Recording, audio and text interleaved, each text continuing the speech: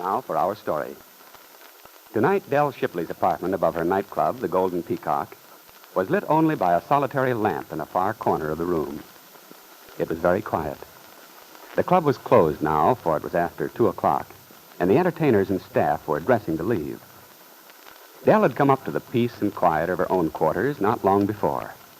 Now, having changed from her smart gown into a loose-fitting negligee, she is sitting in a low easy chair with her head resting on the back, her eyes closed.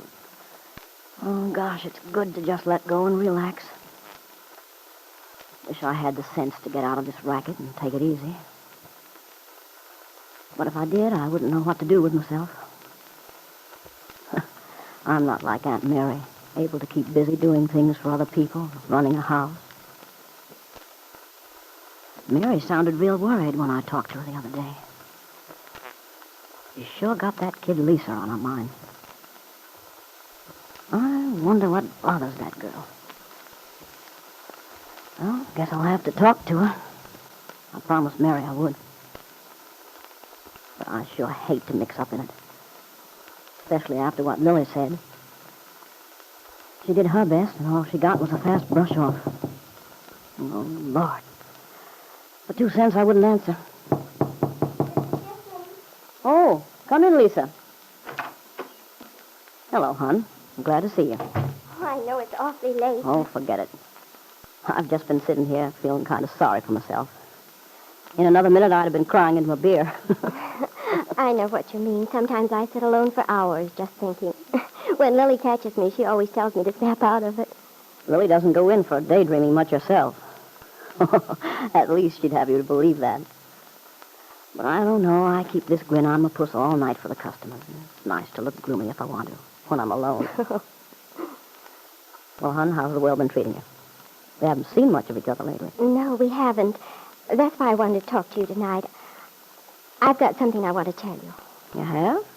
Well, that's what I'm here for. Everyone treating you all right at the club, I hope? Oh, yes, that's not it. Good. I always like to know if there are any beefs so we can get them ironed out. It is about the job, though, Mrs. Shipley. Don't call me Mrs. Shipley, hon. You make me feel like an old lady. All right, Dell.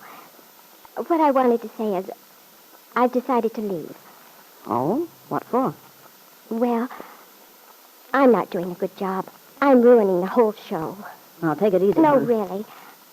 I know you're willing to keep me on for Aunt Mary's sake, but I don't want you to do that. It's not fair. What do you mean it's not fair?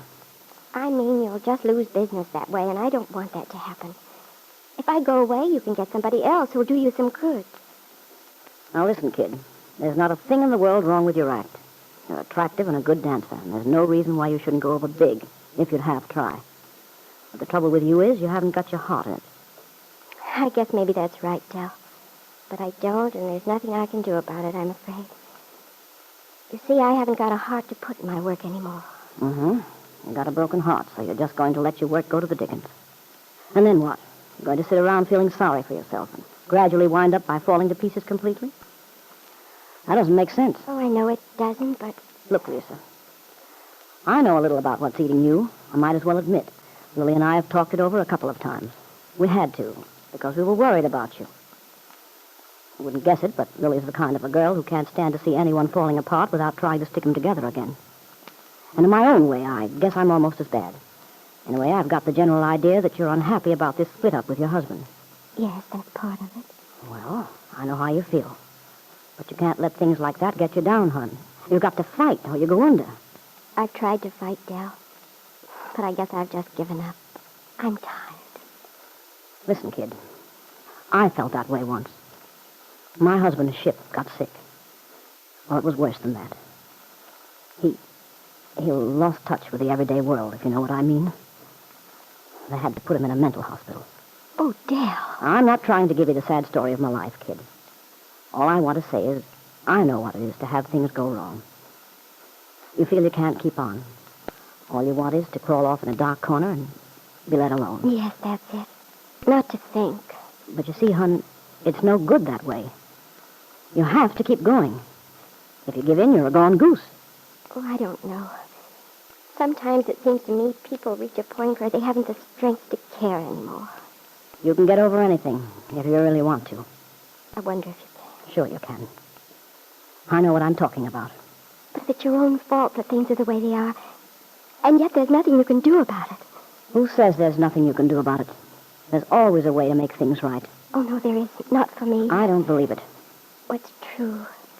There's no way for me to retrace, go back. You know, Lisa, it makes me pretty sore seeing someone just give up the ghost.